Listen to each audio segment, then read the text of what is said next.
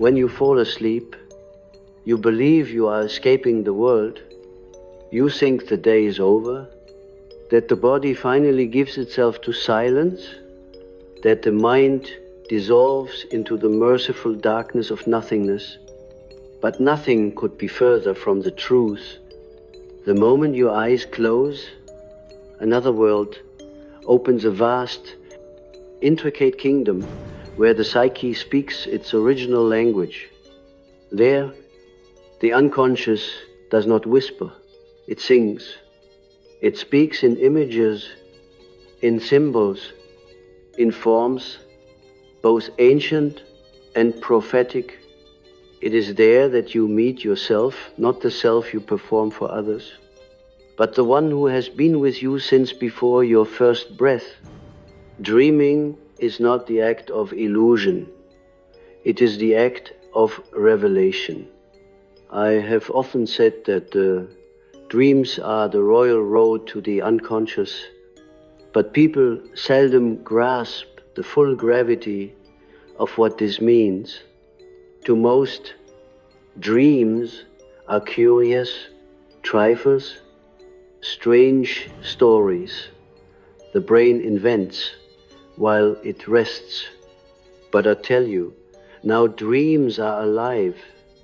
They are not mere byproducts of neural activity. They are emissaries from the hidden kingdom of the soul. When you dream, the veil between your conscious ego and your eternal psyche is lifted. You are visited by truths too powerful to face in daylight. The dream compensates, corrects, reveals, and warns. It is the soul's own method of balancing the madness of waking life. There are those among you who are dreamers, true dreamers, who awaken each morning haunted by visions that do not belong to this world. You see faces that never lived, hear voices that never spoke, feel emotions that seem to come from another lifetime. You have been taught to dismiss these things, to call them fantasy or imagination. But I tell you now, beware of such dismissal, for when you neglect your dreams, you neglect the messages of your deeper self. The unconscious, ignored, does not disappear. It rebels. It manifests as anxiety, depression, obsession, illness. It takes revenge for being denied. You see, the psyche does not divide itself neatly between real and unreal. To the soul, a dream is as real as a mountain. What we call real is merely what consciousness can presently endure. Beyond that threshold lies the rest of your being, vast, chaotic, and numinous. The unconscious is not an abstraction. It is a living sea in which we all float.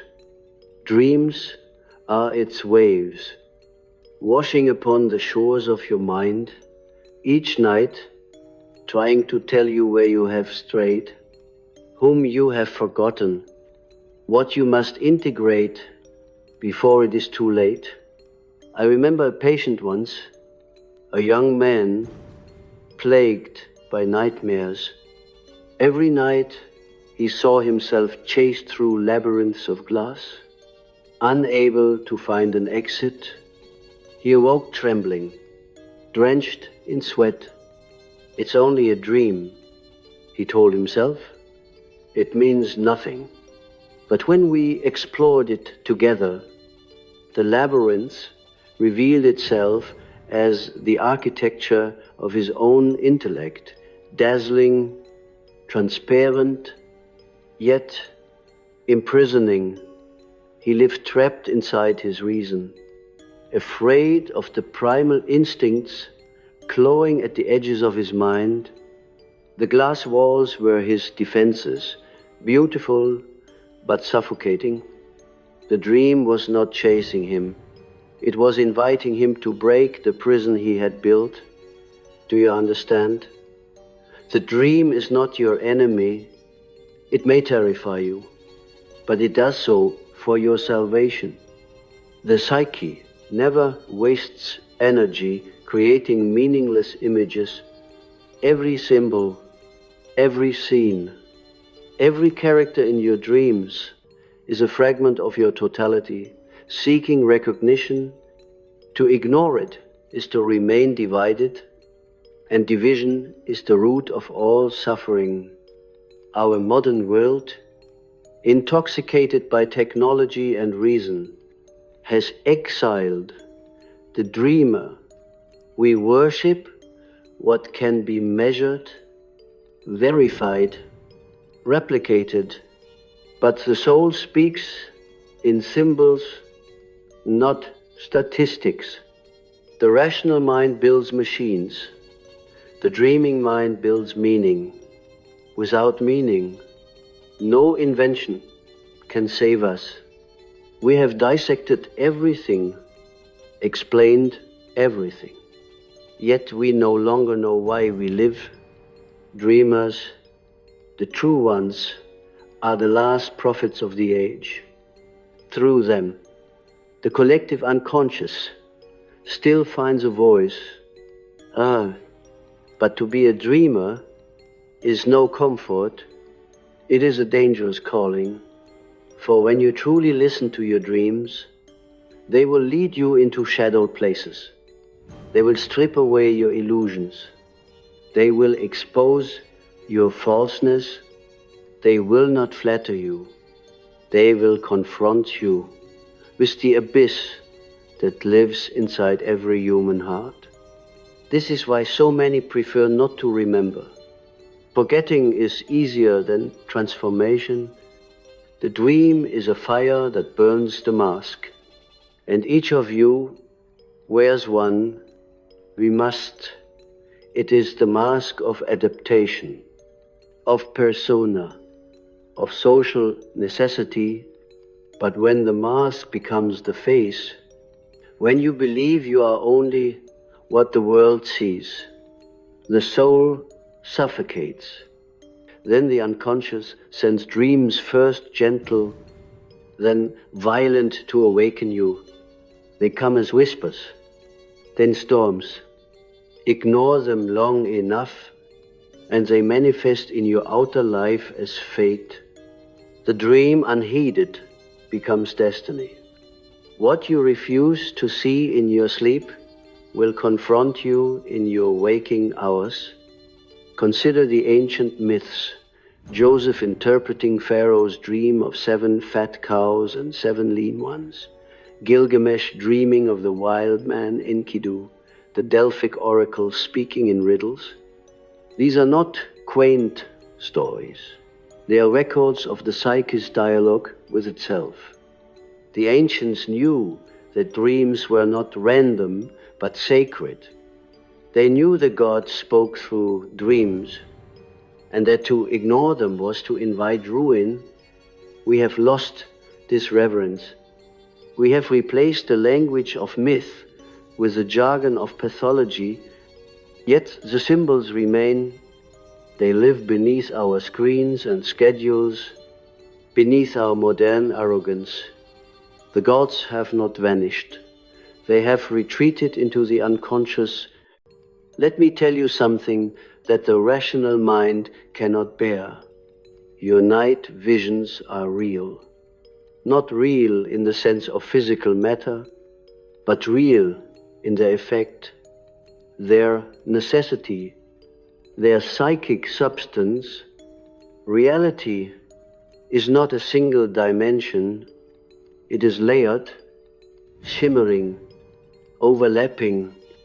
There is psychic reality, just as valid as physical reality, and often more determinative. What happens in your inner world will sooner or later shape your outer one. The man who dreams of drowning will find himself gasping in life, not for air, but for meaning. The woman who dreams of a dead child will mourn not a literal loss, but the abandonment of her own inner innocence. To dream is to be warned, to be healed, to be recalled to wholeness. Do not ask me whether your dreams predict the future. The psyche does not predict, it participates. Time for the unconscious is a circle, not a line. The dream draws from the whole of your being, past, present, and potential. When you dream, you step outside time. That is why sometimes your dreams come true, not because they foretell events, but because they unveil the pattern you are unconsciously weaving. Every night when you lie down, you enact a ritual older than civilization. Sleep is a descent.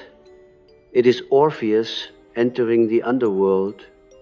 You pass from the bright theater of ego into the caverns of the collective. There you meet figures older than humanity, archetypes, primordial patterns of experience. The mother, the child, the shadow, the wise old man, the trickster, the hero. These are not characters of fiction. They are the organs of the psychic body. They live within you, shaping your desires, your fears, your destiny.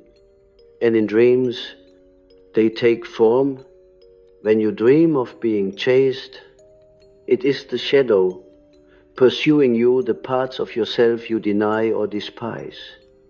When you dream of flying, it is the spirit seeking transcendence.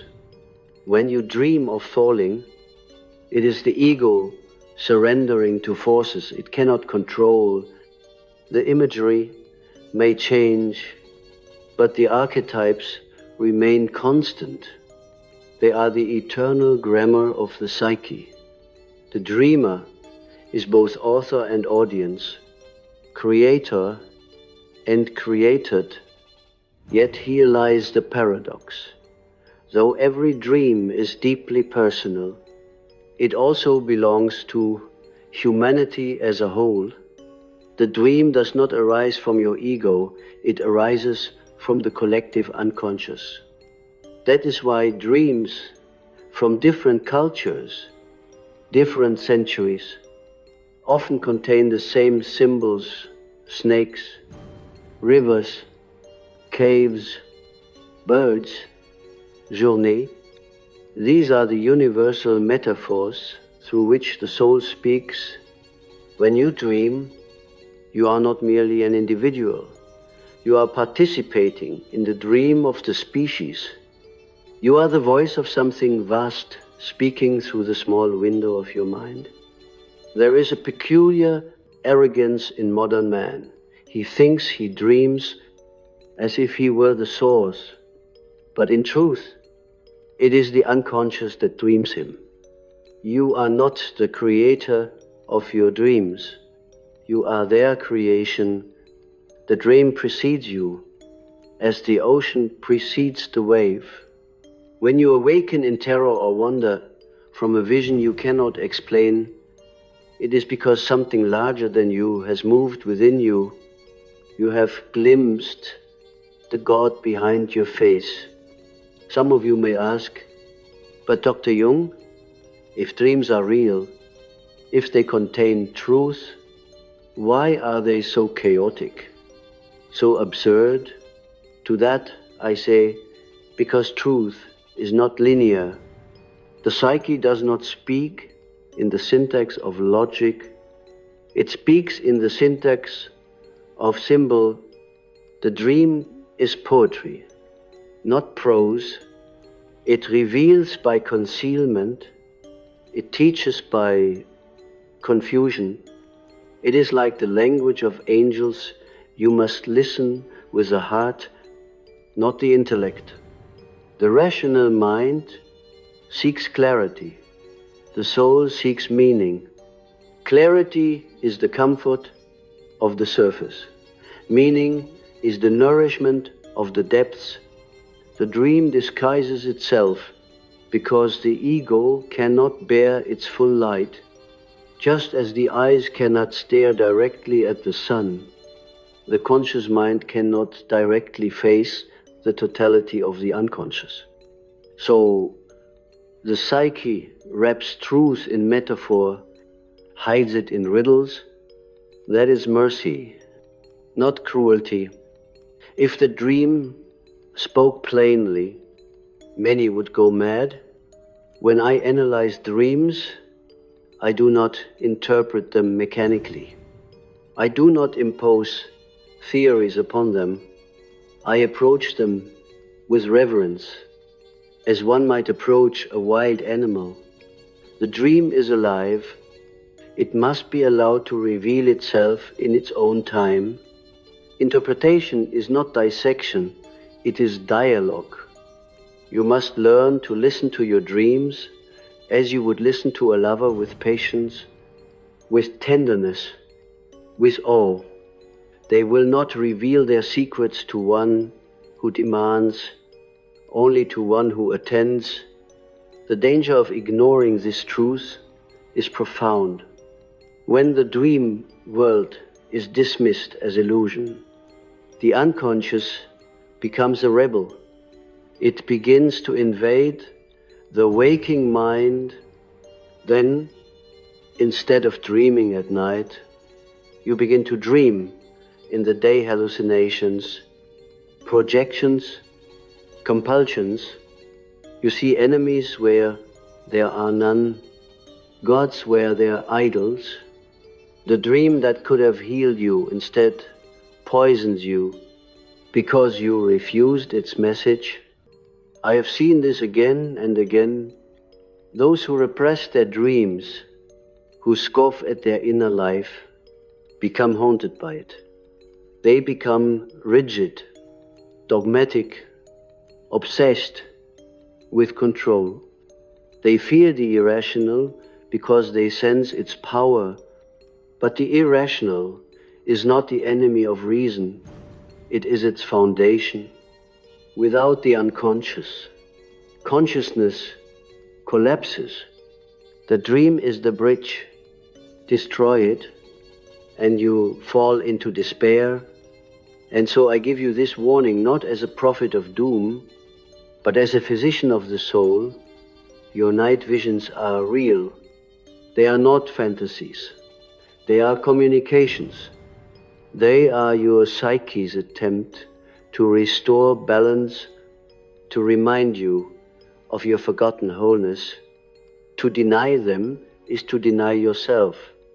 To heed them is to begin the long, sacred work of individuation, the process by which the self becomes whole.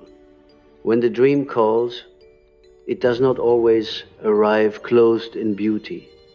Often it comes wrapped in darkness, whispering from corners the waking mind avoids. There are dreams you wish to remember, the ones of flying, of reunion, of radiant light. And there are those you pray to forget, those that leave you breathless in terror. But I tell you, the dreams you fear most are the ones that hold the greatest treasure. They are the gatekeepers of transformation. Every man carries a shadow. It is not evil in itself. It is simply that which you refuse to see. The shadow is the reservoir of your unlived life, your instincts, your desire, your anger, your potential. The dream exposes it, not to shame you, but to redeem you. When the shadow appears in your sleep as a monster, amor derer e pursuer, it is your own hidden self demanding acknowledgement. The greater the fear you feel, the greater the energy that has been repressed. I recall a woman who dreamed night after night of being followed by a black dog. It snarled but never attacked. She would run until her lungs ached, wake up screaming, and dread the next night.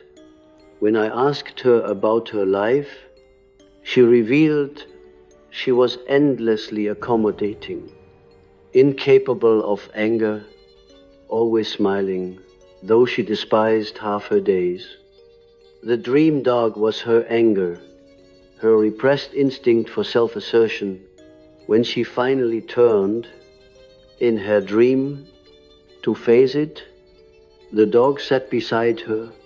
She woke, weeping not from fear, but from the relief of wholeness. The unconscious does not punish. It seeks equilibrium. Every repression in the conscious mind creates a pressure in the unconscious. The dream is the soul's attempt to restore balance. You may think you are moral because you suppress desire, but morality built on repression is brittle. The dream unmasks this hypocrisy. It says, be whole, not good, be true, not perfect. Oh, modern man is terrified of his own shadow. He projects it onto others, the enemy, the foreigner, the criminal, the heretic. He divides the world into good and evil, never realizing that both reside within. This collective blindness is why humanity remains in perpetual conflict.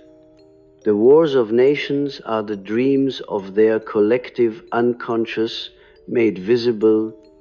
Each soldier fights not only an opponent, but the denied darkness of his own culture.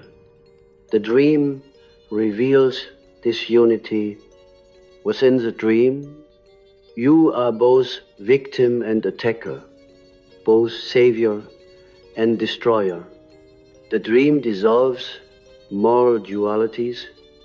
It whispers that all opposites seek reunion, conscious and unconscious, light and dark, masculine and feminine, all are halves of one divine whole. The dreamer who grasps this ceases to judge. He begins to understand that even his nightmares are part of his soul's evolution. You must not flee your darkness, you must descend into it consciously. To dream is to descend.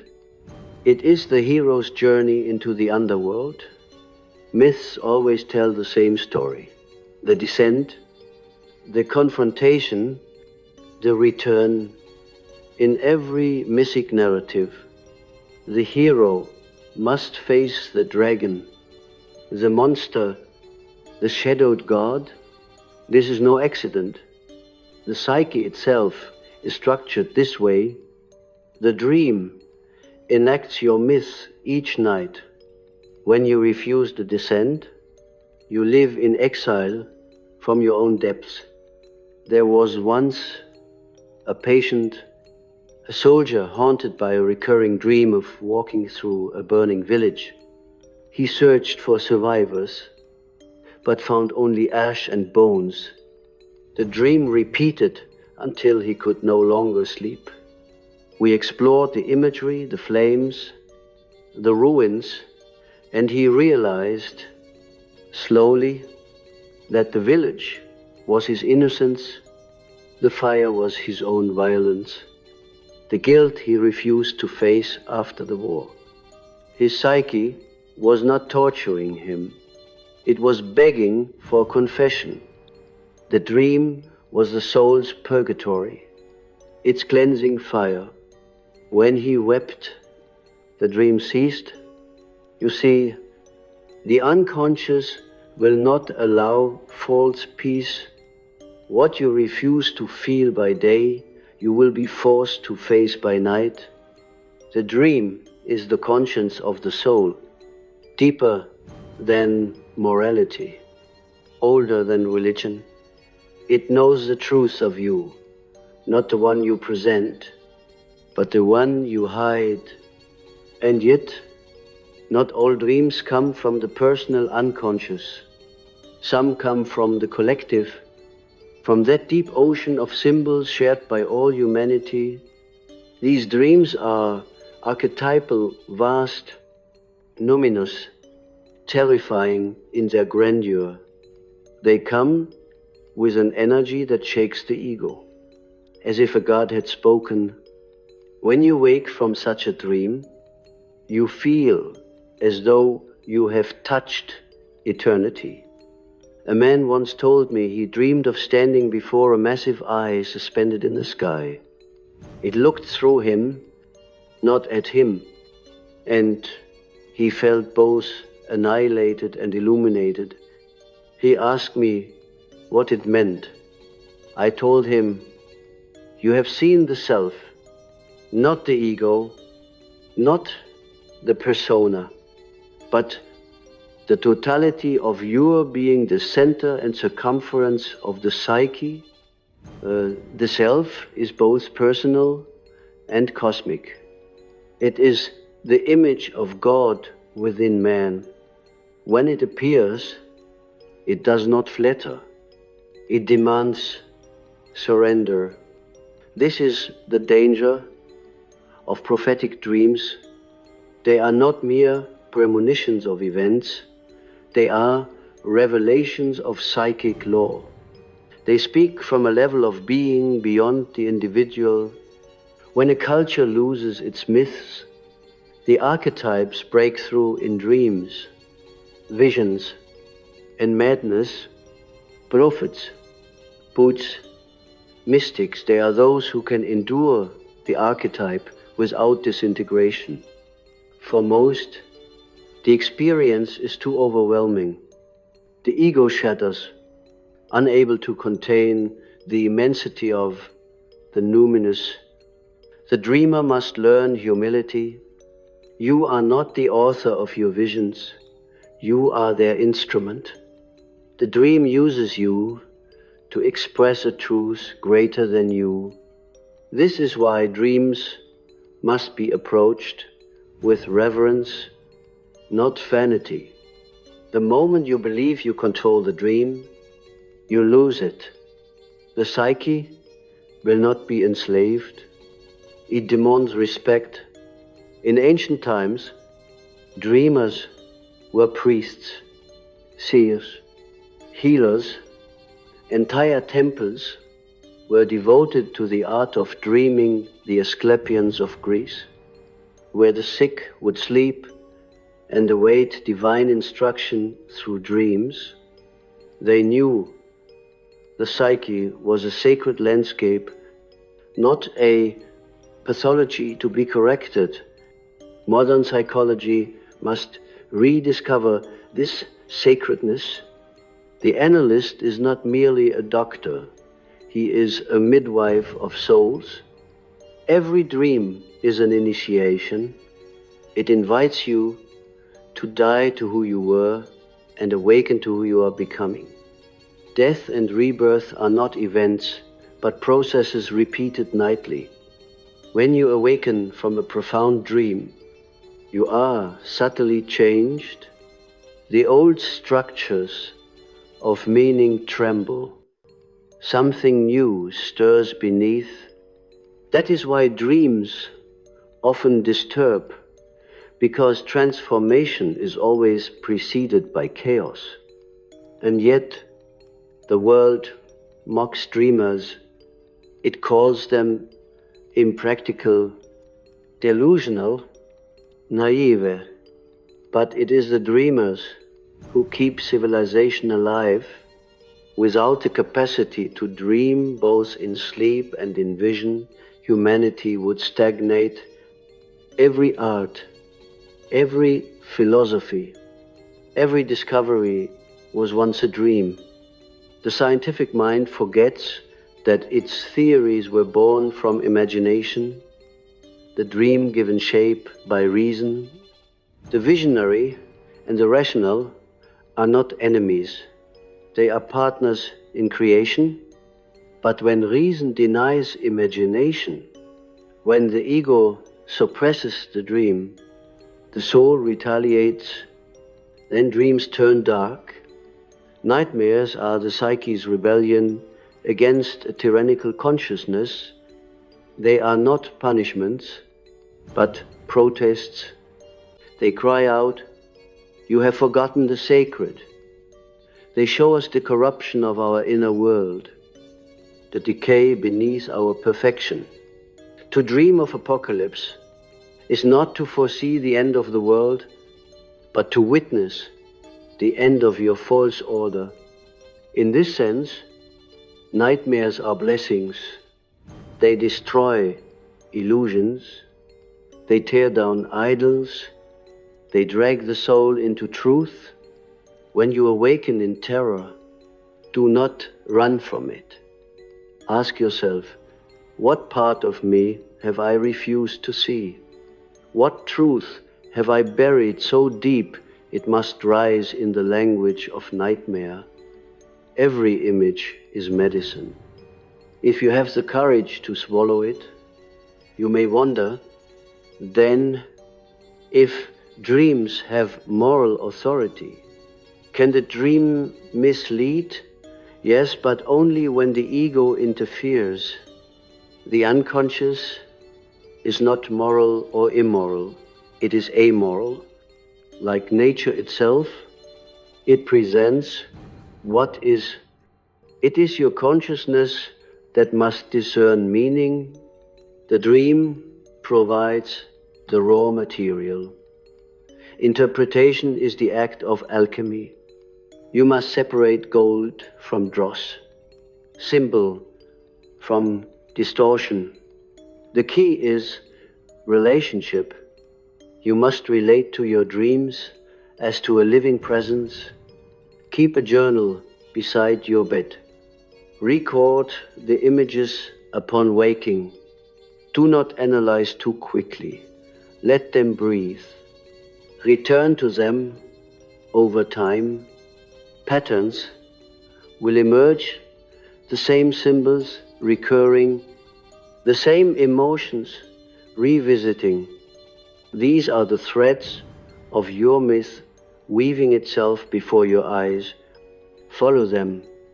If you learn this art, you will begin to notice something extraordinary. Your dreams will respond. They will become more coherent, more intimate. The unconscious, like a friend, grows more articulate when listened to. You will sense a dialogue between your inner and outer life, synchronicities. Those meaningful coincidences will increase. The boundary between dream and reality will soften, for in truth, there has never been one. And when that day comes, when you finally understand that your night visions are not illusions but communications, you will no longer sleep merely to rest. You will sleep to commune. You will enter the temple of the soul willingly, carrying your questions like offerings, and there, in the silent vastness of the psyche, you will meet your teacher, yourself. When one begins to listen to dreams with the ear of reverence, one soon realizes something astonishing, that dreams speak in a language older than speech, a sacred tongue that belongs neither to reason nor to fantasy, but to the living pulse of eternity. This language is that of the gods. It is the grammar of symbol, myth, and metaphor, a syntax shaped not by intellect, but by archetype. Every image in your dream is an echo of a divine story being retold through the theater of your mind. The ancients understood this far better than we do. To them, the dream was not a personal hallucination, but a visitation. The gods, the ancestors, the spirits of the land all spoke through dreams.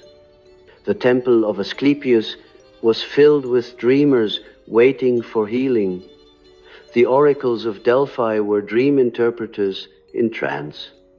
What they intuited and what we have forgotten is that the psyche itself is sacred territory. The divine does not merely dwell beyond, it dwells within, and the dream is its emissary. When the dream visits you, it comes with purpose. It is not interested in your vanity, your pride, or your cleverness.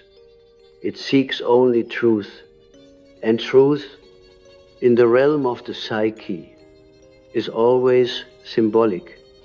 The ego says, I dreamed of death, does that mean I will die?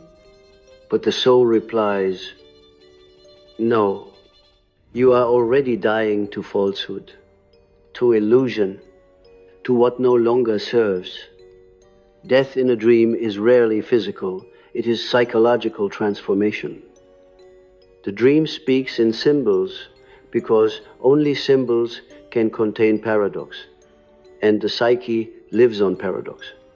Think of the serpent across cultures. It is both the bringer of death and of life. It bites, but it also sheds its skin. It destroys, but it renews. That is the way of psychic truth. Every symbol holds within it both poison and medicine. The dream will not tell you which. It will show you both and wait for your discernment. This is why dream interpretation cannot be done by formula or dictionary. Symbols are living things, their meaning changes as you change. I remember dreaming once of a vast tree, its roots winding through the skulls of the dead. I awoke with a strange calm.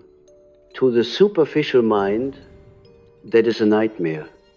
To the symbolic mind, it is revelation. The tree was life growing from death, the eternal cycle of psyche itself. To dream deeply is to see as nature sees, nothing wasted, nothing truly lost. Even decay is transformation. The soul has no horror of death, only the ego does. There are times when a dream comes with such power that it shakes the foundations of your waking life. It feels more real than reality. It leaves behind an aura, a scent of the divine. You walk through your day as though half possessed by another world. That is the mark of a numinous dream, one that comes from the collective depths.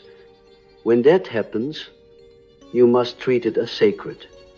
Record it, reflect upon it, return to it, like one returns to scripture. For in that dream, you have encountered the archetype, a living God within your psyche. The self, as I have said, is the totality, the center that unites conscious and unconscious. It is the imago Dei, the image of God within man. When the self reveals itself in dreams, it often takes a symbolic form, a mandala, a luminous figure, a voice that speaks from light or darkness. These are not fantasies. They are the psyche's attempt to express the inexpressible. They are the nearest translation of divine experience that the human mind can bear. But beware, for the experience of the numinous can also inflate the ego. The danger for the dreamer is to believe that because one has glimpsed the divine, one has become divine. This is the seed of madness and delusion. The proper attitude before the numinous is humility. You are not the God you dream of. You are its instrument, its vessel. The dream does not glorify you.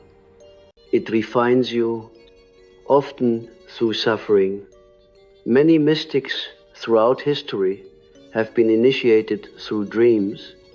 Jacob wrestling with the angel in the night, Muhammad visited by the archangel, the Buddha dreaming of his awakening beneath the tree. These are not mere legends. They are archetypal enactments of inner processes.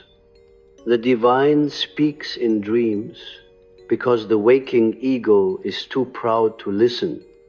The night is the only time the soul can whisper without interruption. And what does the divine seek from you through your dreams? Not obedience, but wholeness. Not worship, but consciousness. God does not desire subservience. God desires reflection to be known through the human soul. When you dream, you become that mirror. The light of the infinite refracts through your finite mind, and the images that arise, terrible or beautiful, are the colors of that light. This is why your night visions are real. They are not mere inventions of the brain. They are the theater of God's dialogue with the soul. To treat them as meaningless is to interrupt that dialogue. It is to hang up the phone on the divine. Synchronicities to arise from the same source. When an inner image in a dream coincides with an event in the outer world, the rational mind calls it coincidence. But the dreamer knows better. The psyche and matter are not separate realms. They are reflections of one pattern. The inner and outer correspond because they are one process viewed from two angles. I recall a man who dreamed of a golden scarab, an ancient Egyptian symbol of rebirth. The next morning, during our session, he spoke of that dream. At that exact moment, a scarab-like beetle tapped against the window pane. He was astonished. For him, that moment shattered his disbelief in meaning. It was as though the universe itself had confirmed his dream. This is synchronicity, the meeting of inner image and outer event in meaningful coincidence. The rationalist scoffs at this, of course, but the dreamer knows there are no accidents in the psyche. The world, too, is a dream, a collective projection of unconscious order. When you begin to see this, you no longer live in a dead universe. You live in a living myth. Every encounter, every symbol, every moment becomes numinous. But let me warn you, this realization demands balance. To live entirely in dreams is to lose grounding. To live entirely in waking reason is to lose soul. The task is integration, the union of both worlds. The dreamer must walk with one foot in eternity and one in time. To be fully human is to hold both heaven and earth within your heart. When a culture ceases to dream, it dies spiritually. It may continue to build and conquer, but it has no vision, no purpose. That is where we stand today. We have microscopes, but no myths. We have theories, but no meaning. Our young wander in deserts of abstraction, starving for vision. They seek in drugs what their ancestors found in dreams. The result is not revelation, but disintegration. The dreamer's task, therefore, is sacred rebellion. You must keep dreaming in a world that mocks dreams. You must become the bridge between the invisible and the visible. You are the priest of your own inner temple. Every night you descend into that temple and return with offerings, symbols, insights, wounds, and healings for the collective soul. I once said that the modern man does not see God because he does not look low enough. He seeks in the stars what waits within. The dream is that inner constellation. Each symbol is a star of the psyche. And when you trace their pattern across nights and years, you begin to see your own myth. To know your myth is to know your destiny.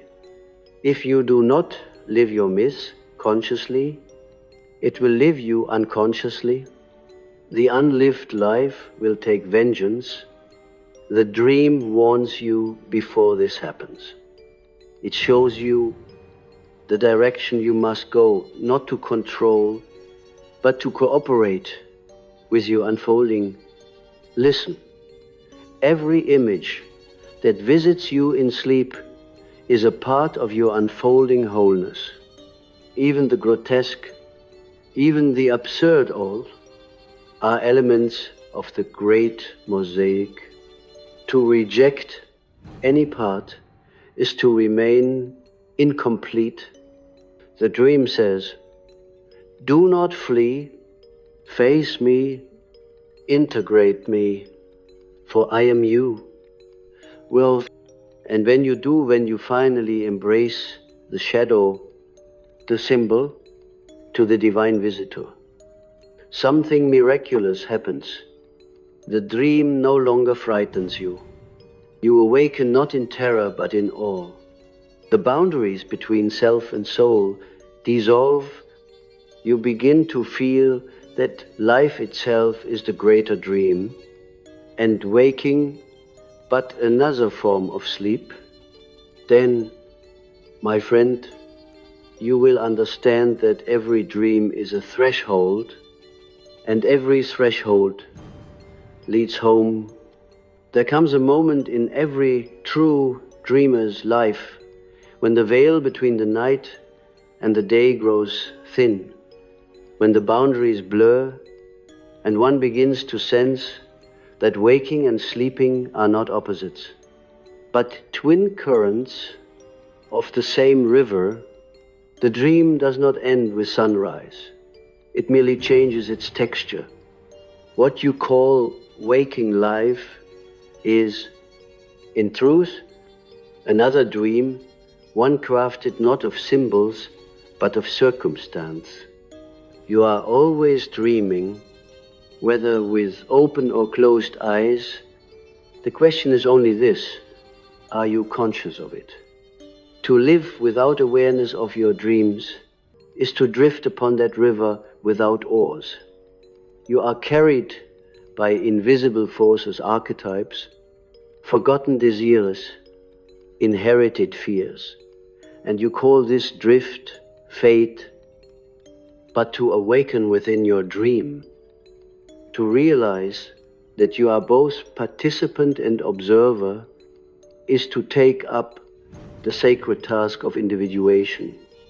Individuation is not the cultivation of personality, nor the pursuit of perfection. It is the slow, painful birth of the self, the unification of all that you are, both known and unknown, both divine and demonic. Each dream is a step in that alchemical process. The psyche refines itself through symbols as a goldsmith refines metal through fire. You cannot rush it, you cannot command it. You can only submit The modern mind recoils at that word submission, for it confuses it with weakness. But the psyche is not conquered by strength. It is transformed by surrender. The dreamer must bow before the mystery of his own depths. Only then does the unconscious reveal its gold. We are taught from childhood to dominate, to impose will upon world, to master thought, to define, dissect, and control. But the soul withers under such tyranny. It does not wish to be mastered. It wishes to be known. The dream, therefore, is the soul's act of rebellion against the empire of reason. Each night, when consciousness sleeps, the soul retakes its throne. It rearranges the fragments of the day into a new pattern, reminding you that the heart of reality is not logic, but meaning. The loss of meaning is the sickness of our age. The machines hum, the screens glow, and yet the collective soul trembles in hunger. People live surrounded by noise, yet die of silence. They have forgotten to dream, or worse, they have stopped believing their dreams matter. They reduce the most sacred language of the psyche to biochemical accident. But what, I ask you, is a life without mystery? What is a civilization that no longer listens to its inner oracles? It is a house built upon sand. Dreams are the roots of that house. They anchor the conscious mind to the deep earth of the unconscious. When the roots are severed, the structure collapses. Look around, you will see the signs: anxiety, epidemic, spiritual numbness, violence without purpose, pleasure without joy. These are not random afflictions. They are the symptoms of collective amnesia. We have forgotten that we are souls. That is why I call dreamers the last guardians of the sacred. They carry the flame that modernity tries to extinguish. To dream consciously is an act of defiance against the mechanization of spirit. It is to declare that life still possesses mystery, that the unseen still speaks, that the gods have not gone silent. When you honor your dreams, you are participating in the restoration of the world's meaning. You are healing not only yourself, but the collective. Do not underestimate the magnitude of this task. Each time you interpret a dream with humility, you add one grain of consciousness to the vast darkness. Each time you act upon its wisdom, you redeem a piece of forgotten humanity. The unconscious seeks dialogue with you, not for curiosity's sake, but for the salvation of the species. Humanity cannot survive indefinitely without soul. We have reached the apex of intellect and the abyss of spirit. Only a return to the inner world can balance the outer chaos. When I speak of dreams, I do not speak merely of sleep. I speak of the eternal dream, the creative force that underlies all existence. The universe itself is a dream, unfolding in symbols of matter and time. To awaken is not to escape the dream, but to recognize yourself as part of it. The dreamer and the dream are one. In the East, they have long known this.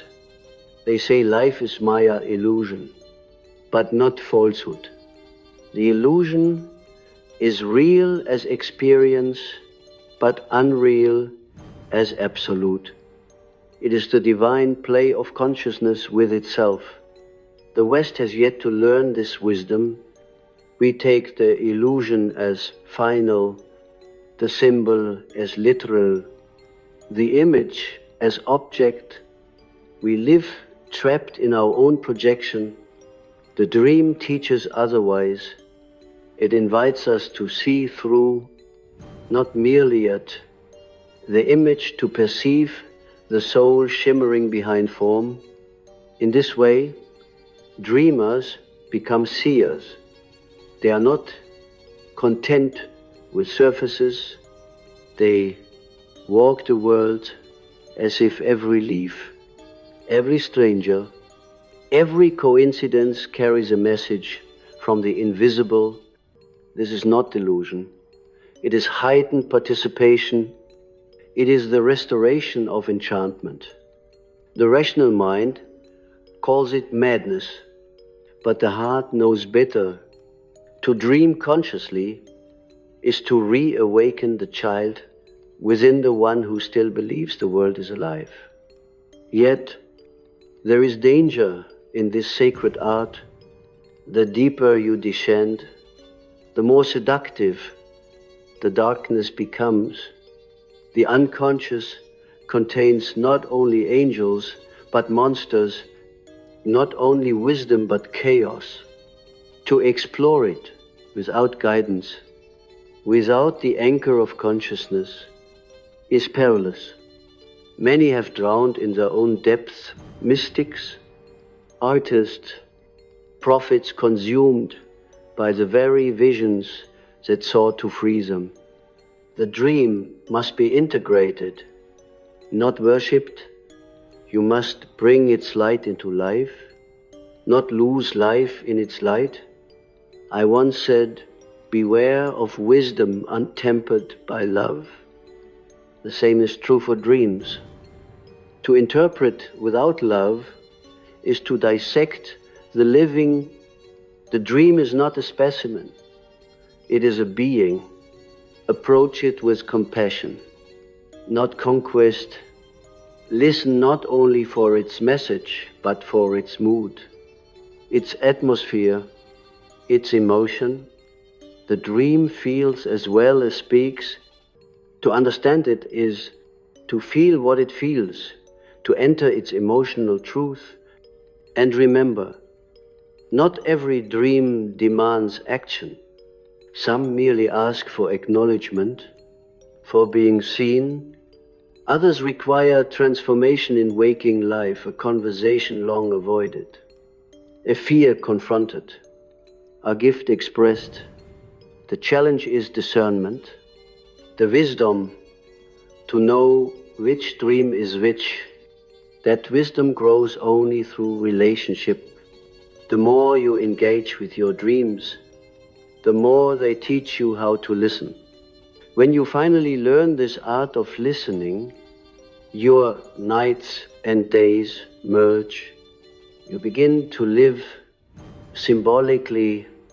You notice the serpent not only in your dreams, but in the movements of your life, in the cycles of death and renewal, in the people who enter and leave, in the patterns that repeat until understood. You realize that life itself is a dream that dreams you. And in that realization, fear dissolves. Death, too, ceases to terrify, for you have already died 1,000 times in your dreams and awoken renewed. The psyche knows immortality. Only the ego fears extinction. Dreams are its rehearsal for eternity. Each night you practice letting go. Each morning you are reborn.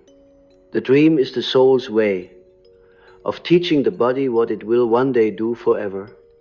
So when I say your night visions are real, I mean they are your most authentic life. In them you glimpse what the daylight hides, the eternal self beyond all roles and masks. You are not the persona who labors, fears, and ages, you are the dreamer behind the dream ancient, infinite, undying. To remember this is to live without despair, and yet humanity teeters on the edge of forgetting. The noise of the world grows louder, the voice of the soul grows faint. Soon, perhaps, we will cease to dream altogether, not because the psyche will stop speaking, but because we will stop hearing. That would be the true apocalypse, not fire or flood, but the extinction of imagination, for without imagination, the spirit cannot breathe. Therefore, I give you my final warning. Dreamers, guard your night visions as sacred texts. Record them, honor them, protect them from ridicule and neglect. The future of your own soul, and perhaps of the world, depends upon it. You are the custodians of the unconscious, the bridge between the invisible and the visible. Do not betray that trust. When you next awaken from a dream that stirs you, do not rush to forget. Sit in the quiet. Ask it what it wants. Ask it who sent it. And listen, truly listen. For in that moment, you may hear the faint voice of something vast, something that has been waiting since before your birth to be remembered. You are the dreamer through whom the universe becomes aware of itself. Your night visions are the sacred alphabet of creation. Read them well, and you will find that the whole cosmos is speaking your name. And when the final sleep comes, the one from which you will not awaken, do not be afraid. It will not be an ending, but a return.